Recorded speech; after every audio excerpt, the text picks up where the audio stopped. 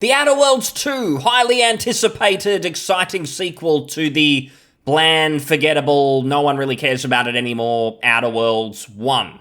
That's pretty much that game's legacy, I think. It released, there was some anticipation. Oh, will it be the new Fallout, New Vegas? Is this Obsidian unleashed? The shackles are off. They can finally deliver their dream game. Publishers aren't interfering. This is it.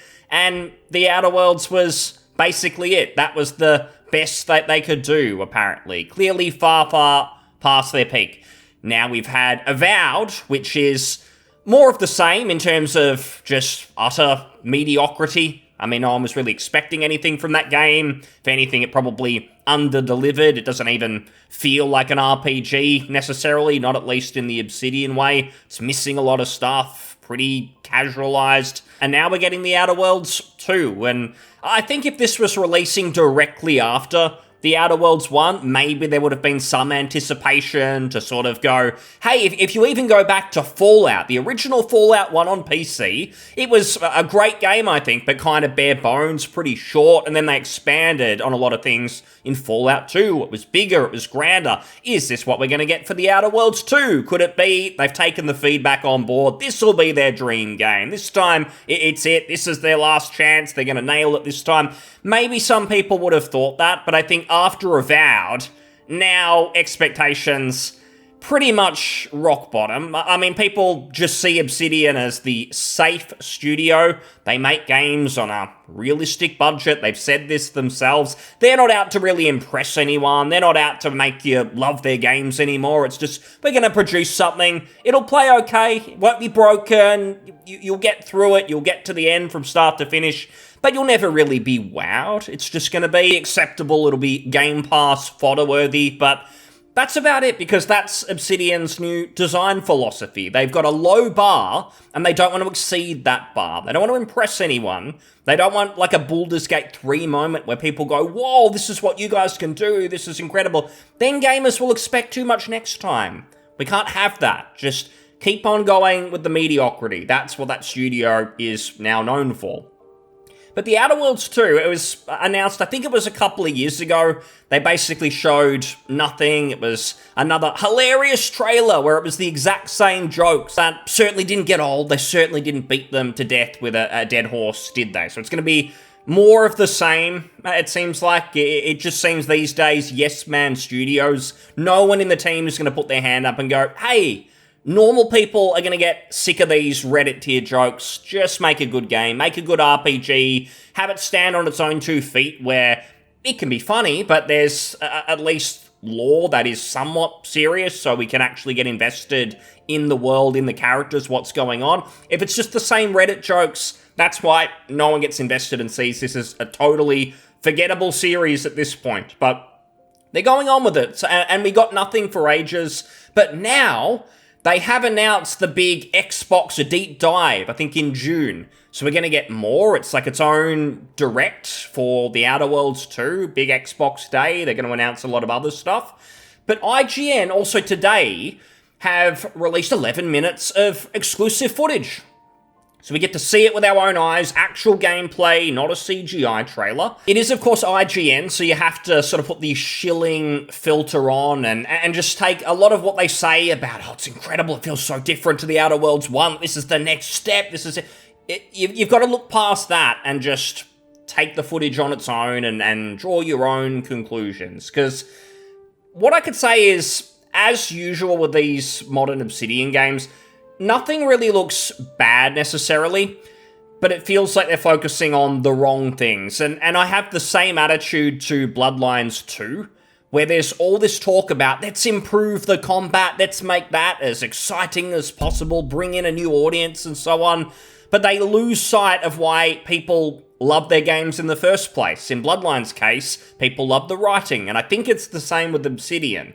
No one cares about Fallout New Vegas because, oh, you're using that Bethesda engine, you're using Gamebryo and all the same jank once again. That's incredible. That sells me. That isn't what made New Vegas popular. It was the fact that Obsidian used their strengths to make a Fallout game in their own way. Great characters, great writing, interesting quests. That's what we've always wanted from Obsidian. Sure, fix the jank, make the combat maybe acceptable so it feels smooth enough to play, but it's got to be about the writing, and it feels like that has declined massively. In fact, if you think sort of just beyond Fallout New Vegas, it feels like they've basically declined since then. Maybe I'm forgetting a game or two, but even stuff like Pillars of Eternity, I don't see a lot of people actually praising that writing. It just feels that they've regressed over time, and they're not getting better. I don't think under Microsoft they're going to be getting any better anytime soon. So, not looking so good, but with The Outer Worlds 2, this video,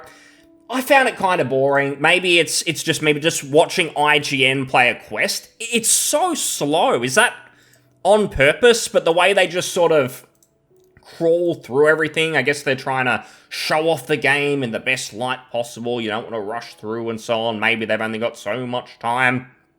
But it is super slow to the point you can't watch it. You've got to at least speed it up because this sucks. This is not pleasant. But we're taking in the atmosphere. A lot of purple, never a red flag. Dragon Age, they all guard anyone. But purple seems to be the new thing for these developers. The player character, strange haircut. So we've got the tick the box for Obsidian, because that seems to be another thing for them lately. Weirdo main character, maybe created it themselves, maybe there's some cool character creation options, but probably not judging from the Avowed team who made that and who is probably going to make The Outer Worlds 2. Now, I don't want to spend too long on this lame video, it's just going through some combat stuff. Some of it looks fine. Again, it's not my main focus for The Outer Worlds getting better. It's got to be the writing, it's got to be the quests themselves, making them interesting, cool choices and skill checks that matter and all of that sort of stuff. That's what I'm focused on. But if we go a little bit in here, I found this kind of interesting because you speak to a character who's masked and then it immediately switches to your companion. We can see them here, who's also masked. You can't see their face. Now, I've been wondering, what are these studios going to do? The ones that have decided history is going to change, embrace Sweet Baby Inc., chud, toxic gamers who just want normal characters, maybe attractive, maybe just regular looking, just anything except the blue hairs, the pink hairs that we've been getting for so long. The people who've been making these games, they went all in on that direction of just weirdo characters made by strange people, for those who belong in an asylum. They went all in on that. And now that it's very clear that there's a culture shift, people want normal, they just want normal entertainment. The big companies, the head honchos at, say, Microsoft, who own Obsidian, they recognize this, and they can't keep affording to lose money like we're seeing. I think they put out South of Midnight, which is yet another massive flop. It's got like 500 players on Steam. It's just, it's boring to even mention at this point, because it's the same story pretty much since Concord over and over. Any of these games where they try and appeal to the wrong people, they're just flopping massively to the point of embarrassment. It's not people online, a big conspiracy of, oh, they're being pedantic, they want this to flop, so they're looking at statistics in a weird way. No, you just go to the Steam charts, huge failure, which almost always leads to studio shutdowns or layoffs, because the failures are that bad. So head honchos at Microsoft would know this by now, but The Outer Worlds 2, it's been in development for a while, started development when insane people were in charge making decisions. Again, blue-haired, pink-haired, weird characters. I showed you a little bit of that main character if you could see the video. So The Outer Worlds 2 is going to have that DNA. So how do they get out of that? How do they ensure that this isn't yet another game with horrible PR and word of mouth because of bad decision-making, appealing to the wrong people? Well, I think the answer might be just put a mask on everyone. That's what we're seeing here. Both of these characters, your companion, and then also the NPC, they're in a mask. Was that always the case, or did they throw the mask on 90% into development, given the game's probably going to come out this year, just to avoid that embarrassment, to avoid everyone pointing, laughing, and this game being yet another flop? Because unless it's truly incredible in the gameplay department, not just combat, but all the other things that were lacking in the first, around characters, quests, and so on, unless all that's perfect, if it looks lame, the characters look stupid, which they probably do under the mask, It's just going to be another flop. It's going to be another Avowed situation where it underperforms. I don't think Obsidian can afford that, really. I reckon they're not that worried right now, and maybe the reason there was less talk about Avowed being a huge financial flop and Obsidian are in danger of shutdown, the reason they're probably not is because of the Outer Worlds 2, because they have two pretty big games releasing in the same year. So they've kind of got two chances. So Avowed, that sucked. That didn't do very well. This could be the big chance for them, is if the Outer Worlds 2, if this flops in a similar fashion, like 8,000 players on Steam, how do they recover from that? Because those teams have to get back to work. It's going to take them another 5 years probably to make another game. Can they survive that? Or will they be like Tango and just get shut down by Microsoft? We can't afford this. We're still paying off the Activision deal. We need money. Get rid of these clowns. They're in America as well. Expensive studio. Get them out. Maybe that happens if this game doesn't succeed. So that's my theory, is these NPCs, they put masks or costumes on them because they're finally embarrassed for themselves. They know no one likes this. And I'm sure that would have led to some tears in the development room. Is that really what happened? I don't know, but it's a nice theory. Would make sense. It wouldn't be the craziest theory that turned out to be true. But if we look at IGN's coverage, again, you've really got to put that shill filter on. You've got to read between the lines here because they'll do anything to praise the game, advertising dollars and so on. They do this for everything. I'm not telling you anything that you don't know, but there's a big, real focus, the spotlight on sophisticated systems that are more complex compared to the first game. Things like a true stealth system, better tools to make the playstyle viable, including effective melee weapon skills to make silent takedowns possible, for instance. Now, again, all that is fine. Maybe it does make the gameplay better. But when I played the Outer Worlds, and I failed to finish it because I just got bored and it just felt like I'm doing the same crap over and over. I don't care about these characters. Your game's not funny. If it was funny, maybe for the first 90 seconds, and then it's just repeat over and over, flogging a dead horse. This is why you're video game writers and not comedians, because you're not that interesting. So nothing really grabbed me. I mean, I didn't think the gameplay was that bad, and some people played it on harder difficulties, and that forces you to engage a bit more with the systems. I couldn't be stuffed. I wasn't feeling the game that much anyway.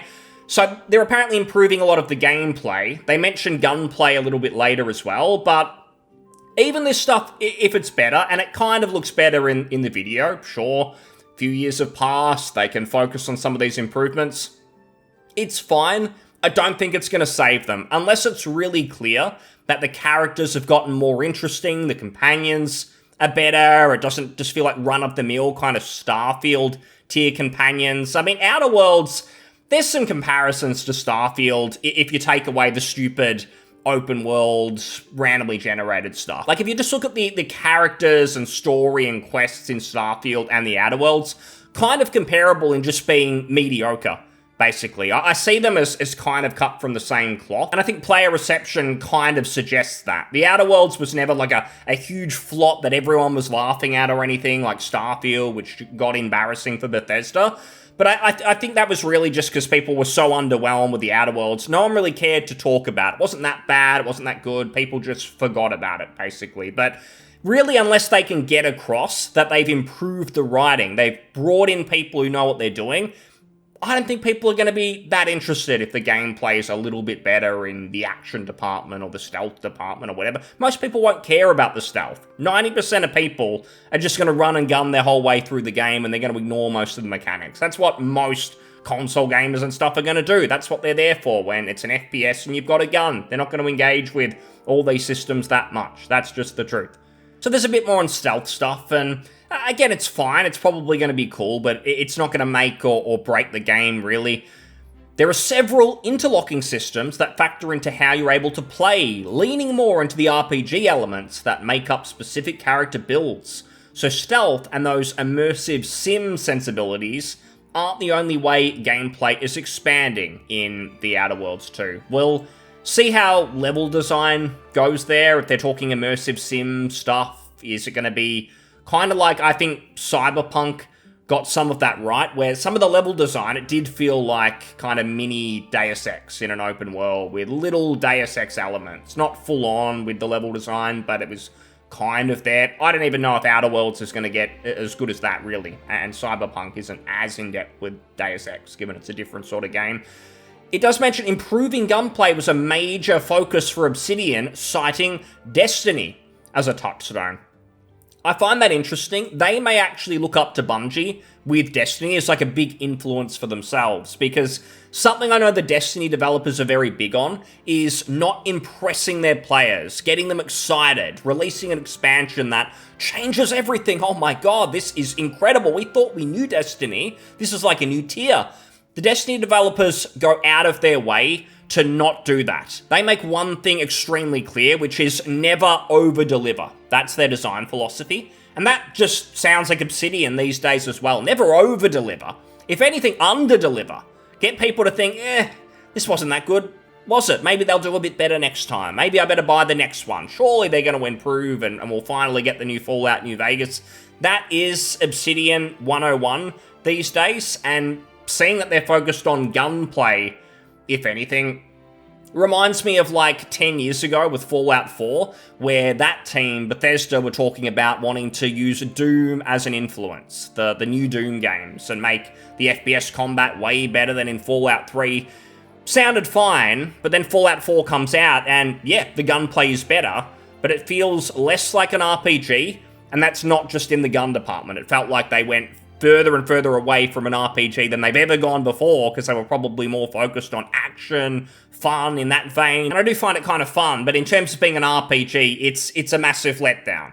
And we'll see if that's what Obsidian are actually doing as well, because, again, Avowed kind of did that. It didn't feel like one of the typical Obsidian RPGs. It removed a lot of stuff. There was a big focus on combat, not a lot else, the builds and everything, which some people like. I kind of get that, and if you think of the most popular RPGs now, the Elden Rings and Dark Souls, they're RPGs, but they're not like traditional CRPG sort of thing, when there's heaps of NPCs and you're making choices, skills, and all of that sort of stuff. It's very combat focused, so I'm not sure if that's why Obsidian and some others have leaned maybe in that direction. They could be thinking that skills are a way of the past. People don't want to make choices. They just want to stealth action gameplay, shoot things. That's really about it.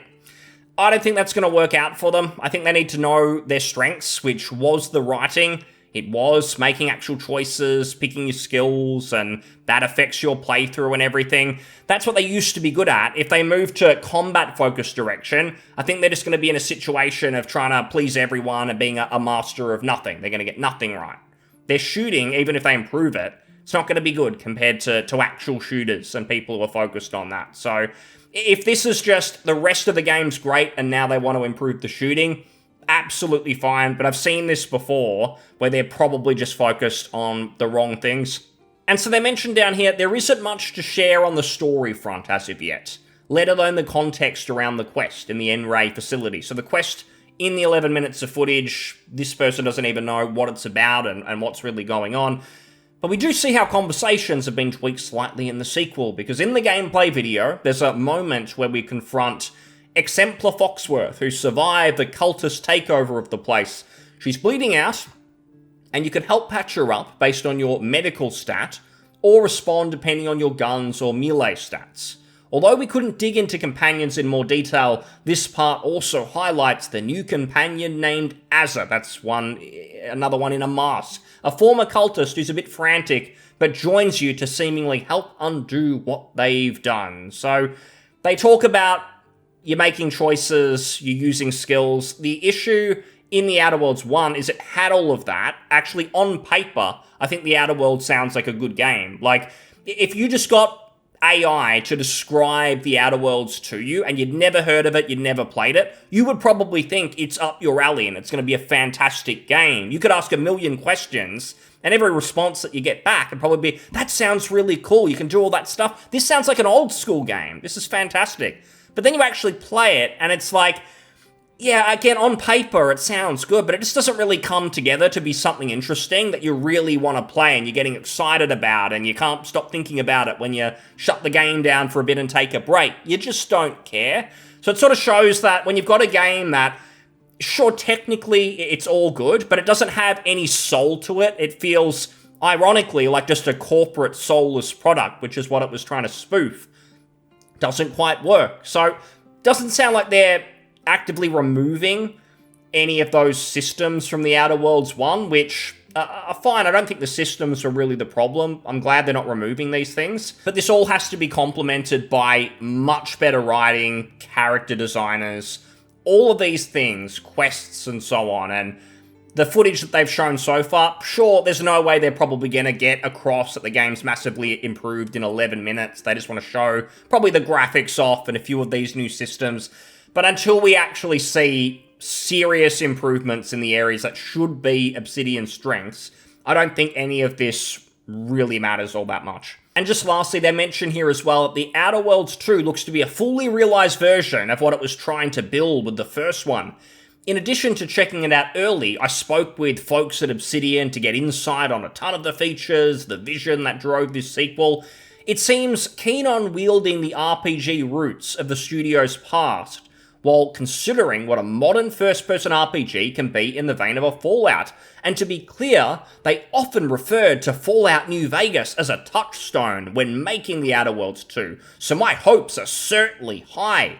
You read that and you're like, wow, it's going to be like Fallout New Vegas, previous game from Obsidian, and a lot of the same staff from this game also are working on this one. Like, that is the dream game. That's incredible, except for one small problem. They said all the exact same stuff about the Outer Worlds 1. They were marketing it and advertising it as from the creators of Fallout New Vegas. In fact, the directors of a lot of these old school RPGs, Tim Kaine was one of them, who created Fallout. He was one of the directors for the Outer Worlds 1. So it had all these great heads, all these minds, sounded good, but then we got the Outer Worlds 1, and it wasn't that good. So now we get the Outer Worlds 2, where they're saying it again. Oh, we're looking at Fallout New Vegas as an influence. Come on, it's going to be like that. Get pumped. You've done this before. We've had this dance, and you're just repeating it.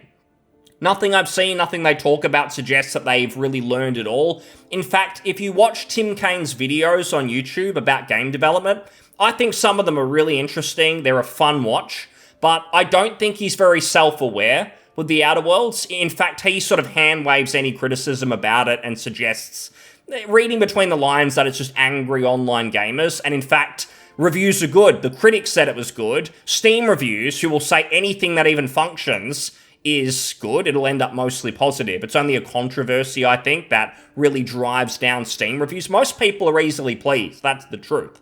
But I'm not seeing a lot of self-awareness from the developers that the Outer Worlds wasn't that great. So I think it's just going to be more of the same. It'll have some system improvements, but I don't think they're going to dig deep and realize that the writing was pretty crap, honestly, that they probably need to replace a few staff who don't know what they're doing, probably hired for political reasons, their views, nothing to do with the quality of their work. Unless they're self-aware about that, and that's all gone on behind the scenes. Probably wishful thinking that that even happened, given the state of Avowed's writing and the clowns who worked on that game.